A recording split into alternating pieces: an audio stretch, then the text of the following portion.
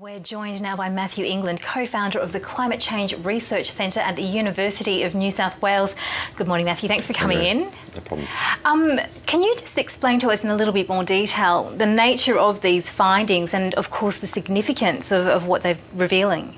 Yeah, so they've been tracking salinity changes, so the saltiness of the ocean globally over the last 50 years. And we have very good measurements of salinity compared to rainfall. Not many observations of rainfall over the ocean from ships, but we do have quite good track record of the salinity measurements. And salinity acts as a rain gauge in some sense. So the fresher the water becomes, that indicates higher rainfall, and if it's saltier, it means increased evaporation. So it's a very good way to measure the global hydrological cycle, that's to say the global transfer of moisture through the atmosphere and the rainfall patterns and how they've changed. So how have they changed? So basically rainfall has increased over the Southern Ocean. There's a really large area of freshening, and that relates to a decrease in rainfall over, for example, southwest West Australia. The rainfall systems that hit southwest West Australia, these fronts from the Southern Ocean that really come in during the winter there, that help their cropping and help their wheat growth, they've been gradually shifting southwards. So we've basically seen a southward shift of the rain band over southern Australia toward the Southern Ocean.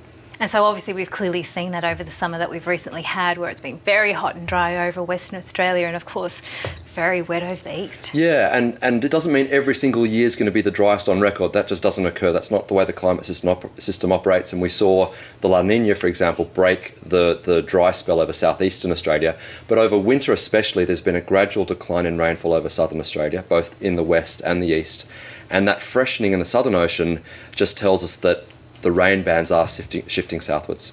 And this, of course, obviously is a global phenomenon. We're not just talking about oceans in and around Australia. It's something that's happening worldwide. That's right. It's actually an annular band. So right around the circumpolar ocean, so right around Antarctica at about 50 to 60 degrees south, it's gotten wetter. And actually there's a completely analogous process occurring in the northern hemisphere where their jet stream is also shifting towards the poles, so that the band of rainfall that they see there is actually shifting polewards. And that's very consistent with what we expect when you warm the planet with greenhouse gases. It actually increases tropospheric temperatures, which shifts the wind fields in those parts of the world towards the poles.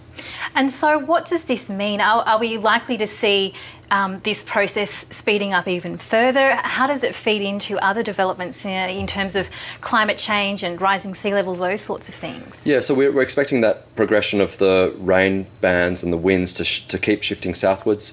The ozone hole was also responsible for some of that southward shift. The two, both ozone and greenhouse gases, have conspired actually to change the rain systems here in the same sense. So as the ozone hole repairs, that's good news for the shift. It won't occur because of ozone anymore, but greenhouse gases, as we know, are increasing rapidly, and so the projections are that these changes that we're seeing will only continue, and if anything, increase in their scale due to the massive rise of greenhouse gases.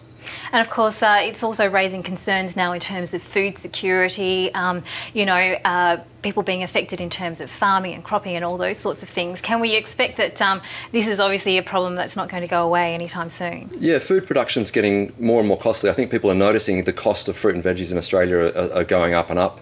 The projections for the Murray-Darling Basin are quite confronting. As much as 90% reduction in agricultural productivity by the end of the century for projections of climate change. So we're seeing globally the farming sector is actually adjusting what they plant, where they plant it, when they sow their seeds and so on, as a function of these changes in climate. So yeah, there are real ramifications for the agriculture sector in Australia, but also globally. Is there anything that can be done in terms of human activity that might in some way influence this particular process with the hydrological cycle? The biggest thing is to reduce our dependence on fossil fuels and to have that trajectory of increasing greenhouse gases come down. But also there's adaptation, and we see farmers do adapt to change. They tend to try to work out new ways to produce food that takes account of a changing climate. And so, yeah, there are ways to adjust. I saw a winery recently decided to buy land in Tasmania because the projections are that that's going to become a better place to grow grapes for their variety of wine. So and rice farming is increasing in parts of northern Australia. So we are seeing the farming sector adjust, but some of these changes are of such a scale that some of them won't be easy to adapt to. Are we likely to see any changes in terms of, you know, the salinity of oceans with an impact on marine life? Is that going to cause any significant changes there, do we expect? The biggest impact for marine life is actually going to be ocean acidification. So this is the gradual increase of carbonic acid, or it's actually a gradual decrease in the pH of seawater, and that's going to have a very significant impact on ecosystems. Changing the salinity also can impact ecosystems, but that's a much smaller effect than ocean acidification, which is projected to start having significant impacts for some Southern Ocean ecosystems as early as in the next few decades. Okay, thank you very much for coming in this morning, Matthew England. Thanks, Miriam.